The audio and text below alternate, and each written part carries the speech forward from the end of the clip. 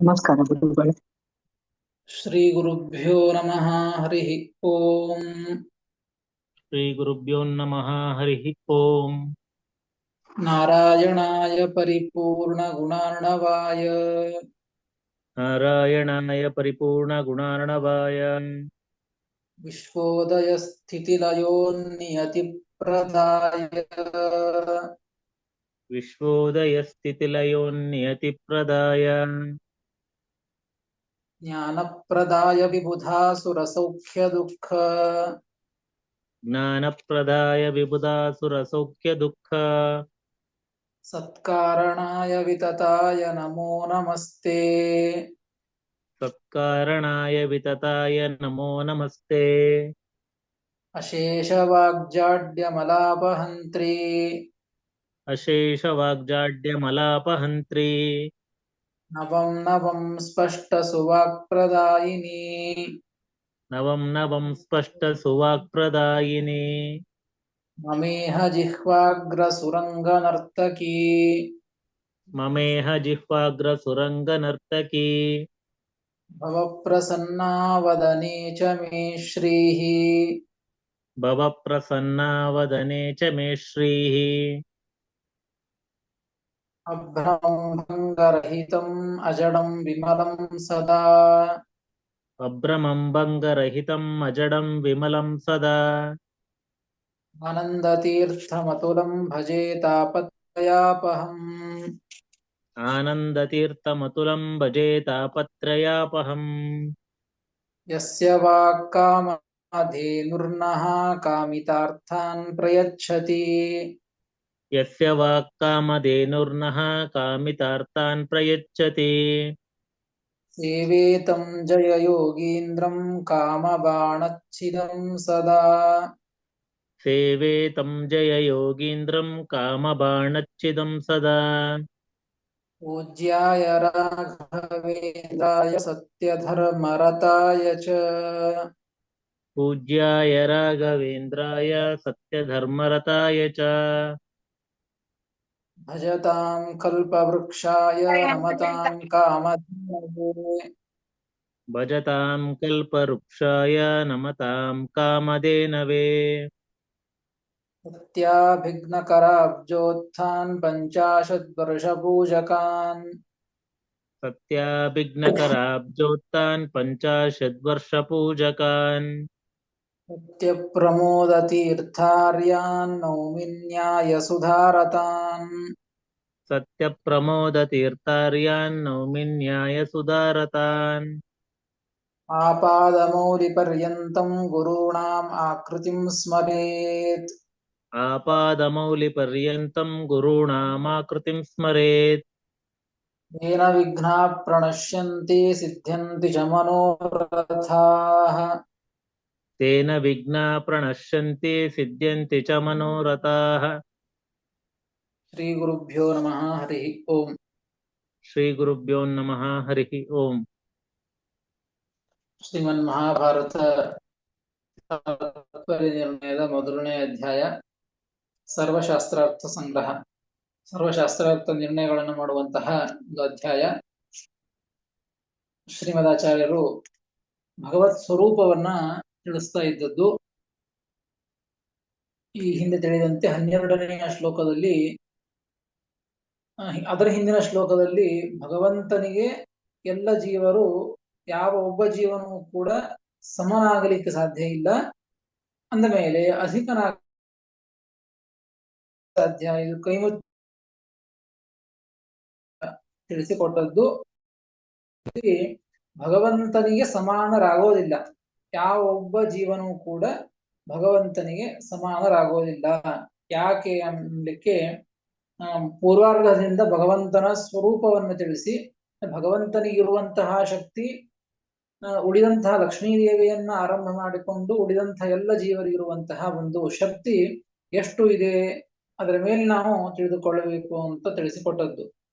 ಭಗವಂತ ಸರ್ವ ಸಮರ್ಥ, ಯಾವ ಕೆಲಸವನ್ನು ಬೇಕಾದರೂ ಕೂಡ ಸಂಪೂರ್ಣವಾಗಿ ಮಾಡಬಲ್ಲ. ಎಲ್ಲ ಕೆಲಸವನ್ನು ಭಗವಂತ ಸಂಪೂರ್ಣವಾಗಿ ಮಾಡುವಂತಹ ಶಕ್ತಿ ಭಗವಂತನಿಗಿದ್ದದ್ದು. ಆದರೆ ಲಕ್ಷ್ಮೀದೇವಿಯನ್ನು ಹಿಡಿದುಕೊಂಡು ತೃಣಜೀವದ ಪರ್ಯಂತರವಾಗಿಯೂ ಕೂಡ ಏನೇ ಒಂದು ಕೆಲಸವನ್ನ ಮಾಡುವುದರಲ್ಲಿ ಸಮರ್ಥರಾಗಬೇಕು ಅಂತಂದ್ರೆ ಭಗವಂತನ ಆಜ್ಞೆ ಇಲ್ಲದೇನೆ ಲಕ್ಷ್ಮೀದೇವಿಯನ್ನು ಹಿಡಿದುಕೊಂಡು ಎಲ್ಲ ಜೀವರಾಶಿಗಳು ಸೇರ್ ಮಾಡಿದರೂ ಕೂಡ ಒಂದು ಚಿಕ್ಕ ಕೆಲಸದಲ್ಲಿಯೂ ಕೂಡ ಸಾಮರ್ಥ್ಯವನ್ನು ಹೊಂದೋದಿಲ್ಲ. ಒಂದು ಹುಲ್ಲು ಕಡ್ಡಿಯನ್ನ ಎತ್ತಿಡಬೇಕು ಅಂತಂದ್ರೂ ಕೂಡ ಭಗವಂತನ ಆಜ್ಞೆ ಬೇಕು. ಭಗವಂತನ ಆಜ್ಞೆ ಇಲ್ಲದೇನೆ ಎಲ್ಲರೂ ಸೇರಿ ಮಾಡಿದರೂ ಕೂಡ ಸಮರ್ಥರಾಗೋದಿಲ್ಲ. ನತು ಕಸ್ಯ ಶೇಷಂ ಅಂತ 13ನೇ ಶ್ಲೋಕದಲ್ಲಿ ಹೇಳಿ ಭಗವಂತನಿಗೂ ಉಳಿದಂತಹ ಎಲ್ಲ ಜೀವರಾಶಿಗಳಿಗೂ ಕೂಡ ಇರುವಂತಹ ವ್ಯತ್ಯಾಸ. ಹೀಗಾಗಿ ಸಮರಾಗಲಿಕ್ಕೆ ಸಾಧ್ಯ ಇಲ್ಲ. ಅಷ್ಟು ಭಗವಂತ ಸರ್ವೋತ್ತಮ ಸರ್ವಶಕ್ತ ಎಂಬುದನ್ನ ಈ ಒಂದು ಮಹಿಮೆಯನ್ನ, ಈ ಒಂದು ಸ್ವರೂಪವನ್ನ, ಭಗವಂತನ ಮಹಿಮೆಯನ್ನ ಈ ಶ್ಲೋಕದಲ್ಲಿ ತಿಳಿಸಿಕೊಟ್ಟದ್ದು. ಅದೇ ರೀತಿಯಾಗಿ ಮತ್ತೆ ಮುಂದಿನ ಶ್ಲೋಕದಲ್ಲಿಯೂ ಕೂಡ ಏನ್ ತಿಳಿಸಿಕೊಡ್ಲಿಕ್ಕೆ ಹೊಂಟಿದ್ದಾರೆ, ಭಗವಂತನ ಸ್ವರೂಪವನ್ನ ತಿಳಿಸಿಕೊಡ್ತಾ ಇದ್ದದ್ದು, ಏನು ವಿಷಯವನ್ನು ಹೇಳ್ತಾ ಇದ್ದದ್ದು ಅಂತ ಅವತಾರಿಕೆಯನ್ನು ಕೊಡ್ತಾರೆ. ತದ ಆಜ್ಞಾರಹಿತಸ್ಯ ಅಶಕ್ತತ್ವಾತ್ ತದ ಅಧೀನಂ ಇದಂ ಇತ್ಯುಕ್ತ್ವಾ ಪ್ರಕಾರಾಂತರೇಣಾಪಿ ತದಧೀನತ್ವಂ ಆಹ. ನೋಡಿ, ಹಿಂದಿನ ಶ್ಲೋಕದಲ್ಲಿ ಭಗವಂತನ ಅಧೀನರೆಲ್ಲರೂ ಕೂಡ ಭಗವಂತನ ಆಜ್ಞೆ ಇಲ್ಲದೇನೆ ಏನು ಒಂದು ಕೆಲಸವನ್ನು ಮಾಡ್ಲಿಕ್ಕೆ ಬರೋದಿಲ್ಲ. ಲಕ್ಷ್ಮೀದೇವಿ ಹಿಡಿದುಕೊಂಡು ಎಲ್ಲ ಜೀವರಾಶಿಗಳು ಕೂಡ. ಅಂದ ಮೇಲೆ ಭಗವಂತನ ಅಧೀನರು ಎಲ್ಲರೂ ಅಂತ ಭಗವಂತನ ಅಧೀನತ್ವವನ್ನ ಎಲ್ಲ ಜೀವರಾಶಿಗಳಿಗೆ ತಿಳಿಸಿಕೊಟ್ಟದ್ದು. ಅದನ್ನ ಹೇಳಿದ್ರು, ತದ ಆಜ್ಞಾರಹಿತಸ್ಯ ಅಶಕ್ತತ್ವ.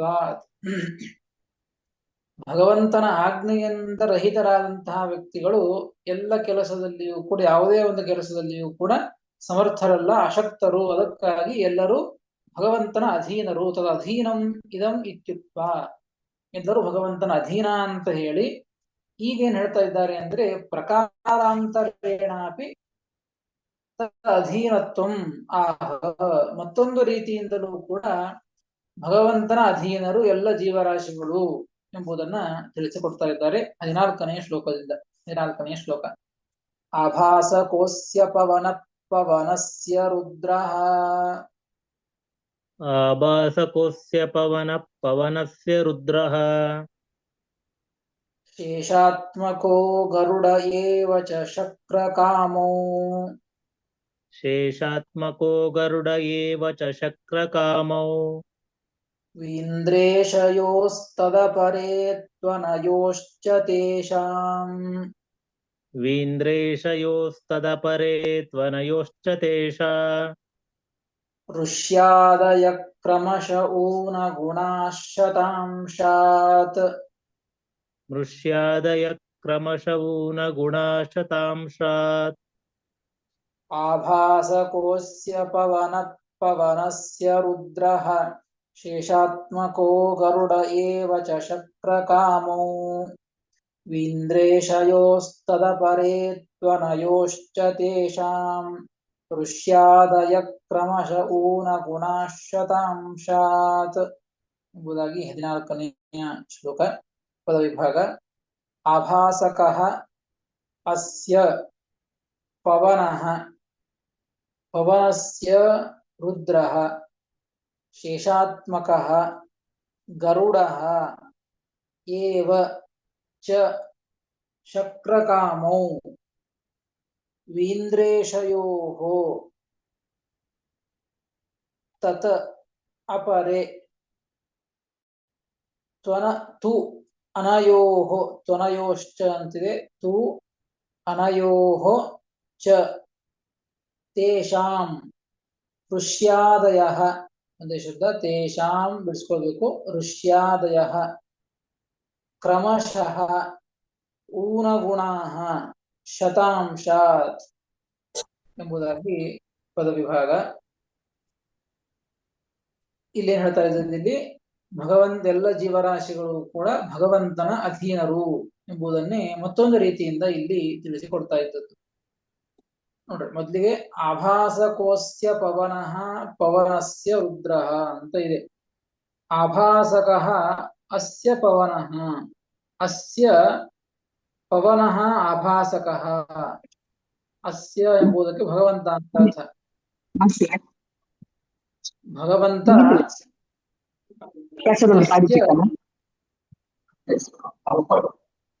ರುಕ್ಮಿಣಿ ಆನ್ ಇದೆ ಸರ್. ಮ್ಯೂಟ್ ಮಾಡ್ಕೊಳ್ಳಿ ನೀವು. ರುಕ್ಮಿಣಿ ಅವರ ಮ್ಯೂಟ್ ಮಾಡ್ಕೊಳ್ಳಿ. ಓಕೆ.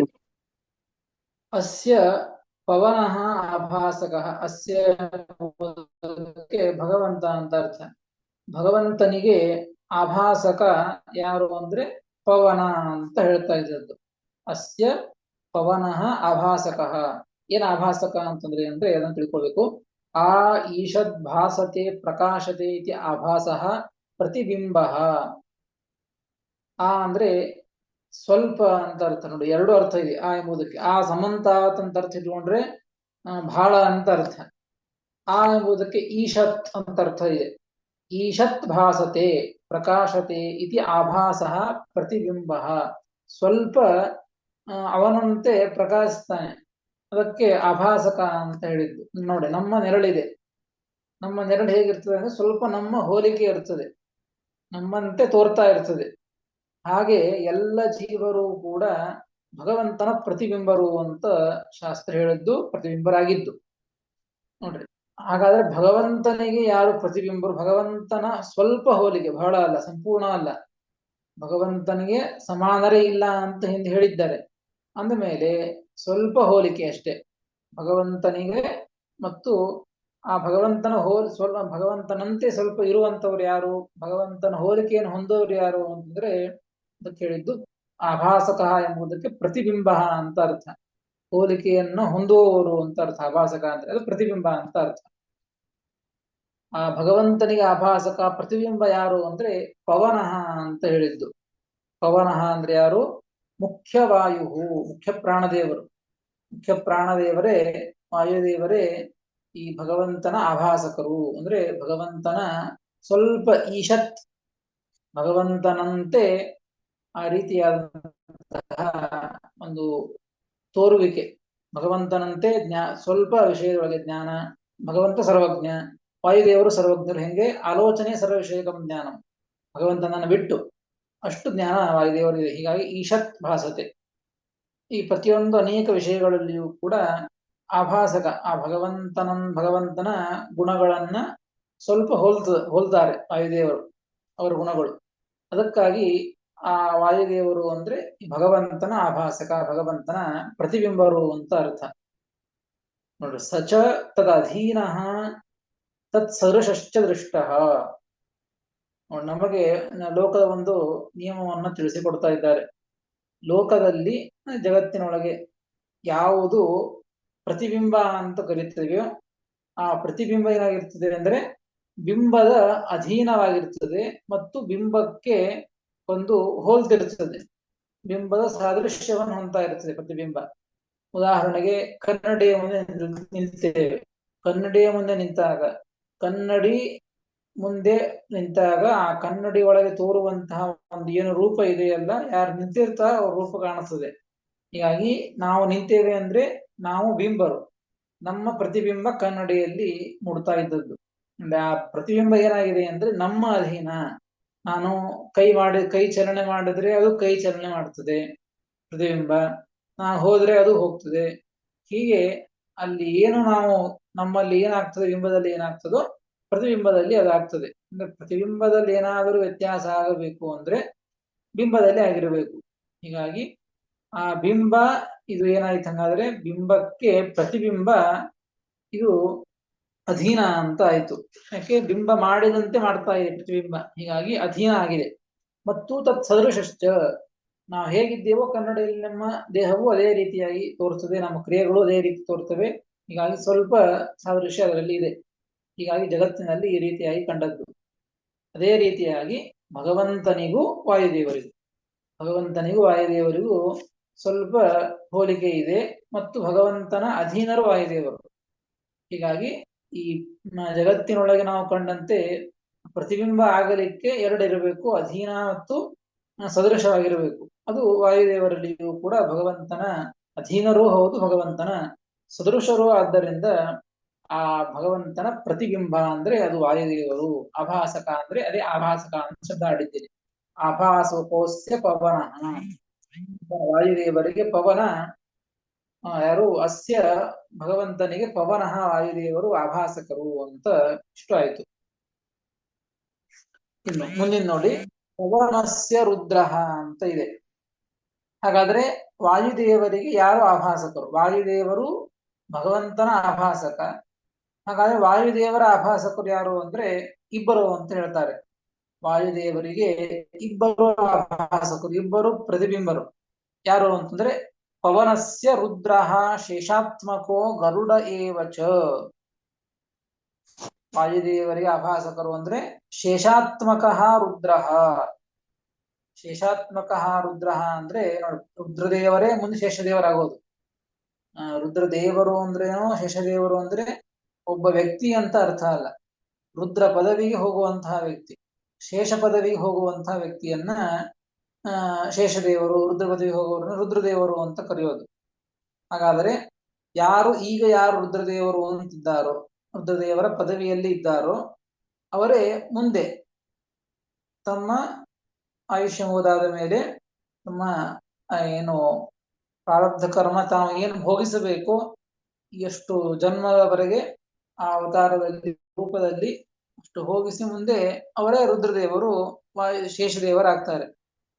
ಹೀಗಾಗಿ ಅದನ್ನ ಹೇಳಿದಲ್ಲಿ ಶೇಷಾತ್ಮಕೋ ರುದ್ರ.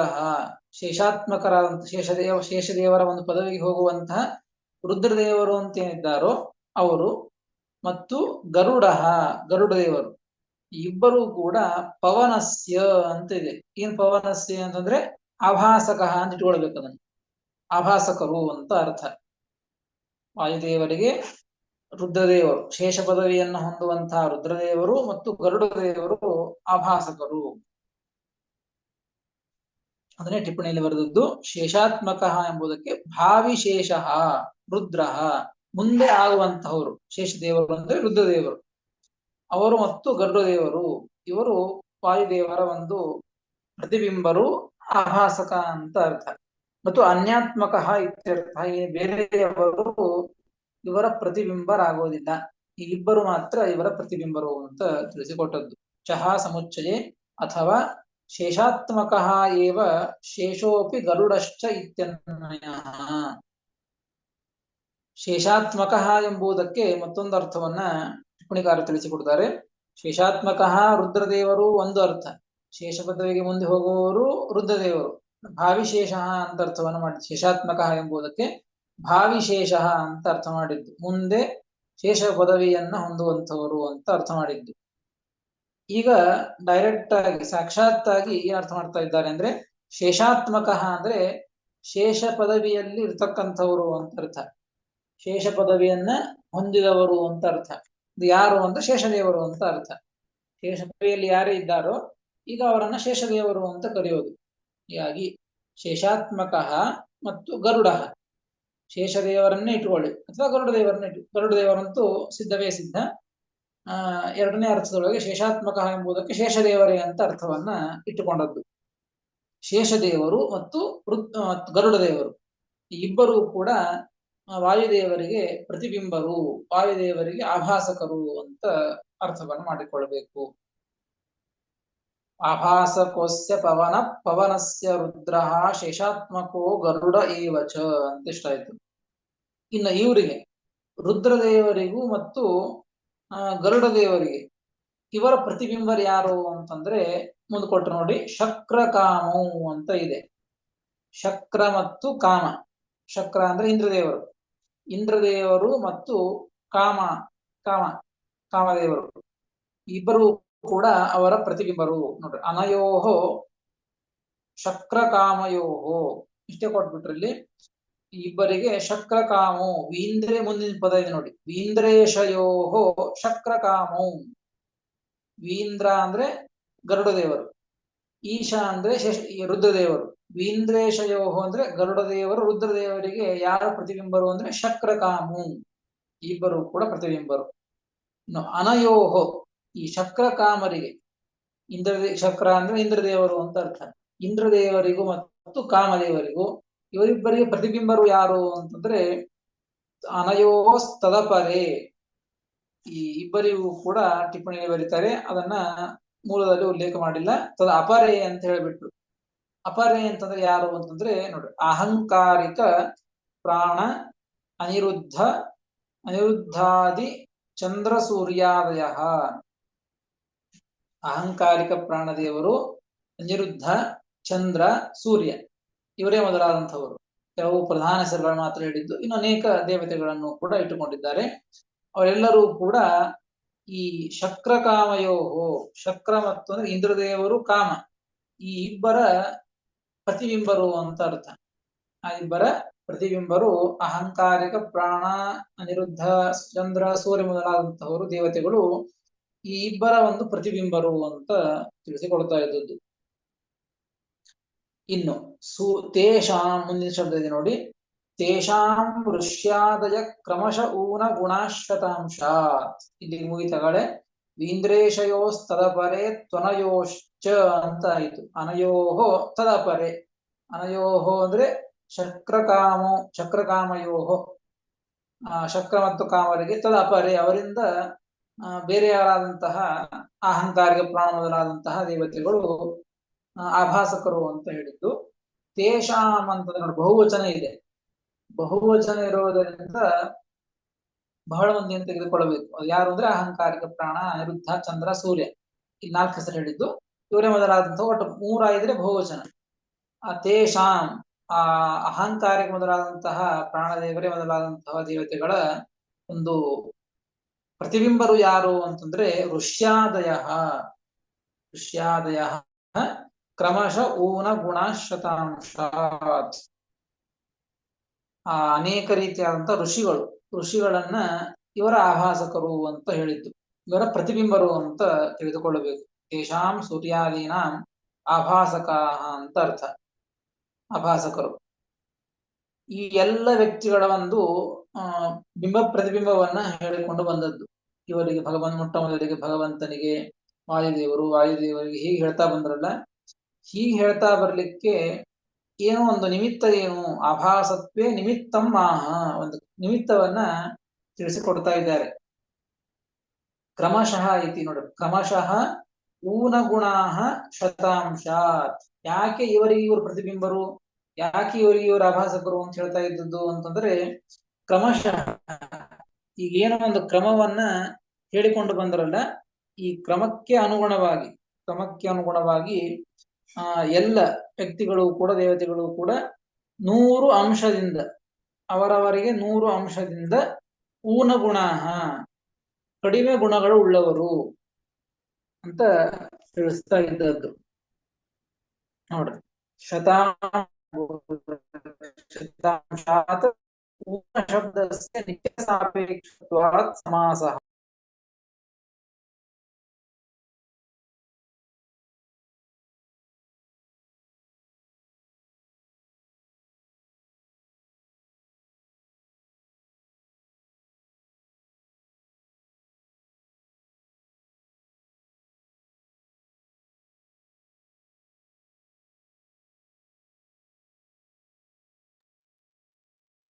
ಕೇಳಿಸ್ತಾ ಇದೆಯಾ ಎಲ್ಲರಿಗೂ? ಸ್ವಲ್ಪ ಬ್ರೇಕ್ ಆಗ್ತಿದೆ, ಆದ್ರೆ ಕೇಳಿಸ್ತಿದೆ. ನಮಗೆ. ವಾಯ್ಸ್ ಬ್ರೇಕ್ ಆಗ್ತಿದೆ ಸ್ವಲ್ಪ ಆಚಾರ್ದು. ಹೌದು.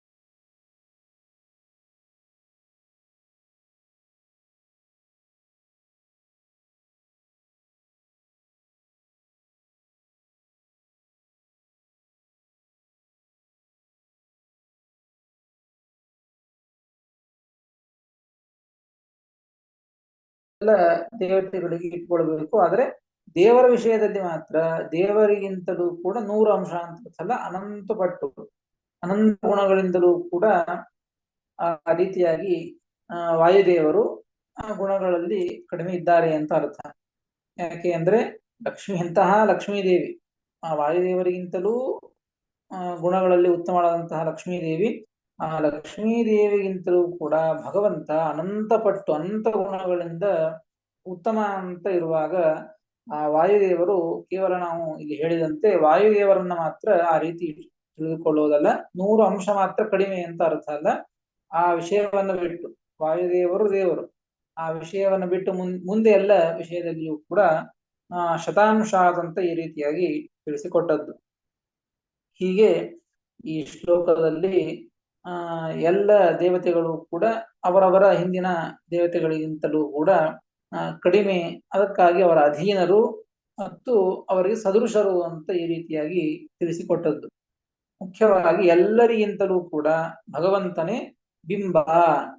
ಆ ಬಿಂಬನಾದಂತಹ ಭಗವಂತ ಏನಿದ್ದಾನಲ್ಲ, ಅವನಿಗೆ ವಾಯುದೇವರು ಪ್ರತಿಬಿಂಬರು, ವಾಯುದೇವರು ಅಧೀನರು ಅಂತಂದ ಮೇಲೆ ವಾಯುದೇವರಿಗೆ ಅಧೀನರಾದಂತಹ ಆ ಶೇಷದೇವರು, ರುದ್ರದೇವರು, ಗರುಡದೇವರು ಇವರು ಕೂಡ ಭಗವಂತನಿಗೆ ಅಧೀನರು ಅಂತ ಹೇಳೋದೇನು, ಅದು ನಿಶ್ಚಿತ.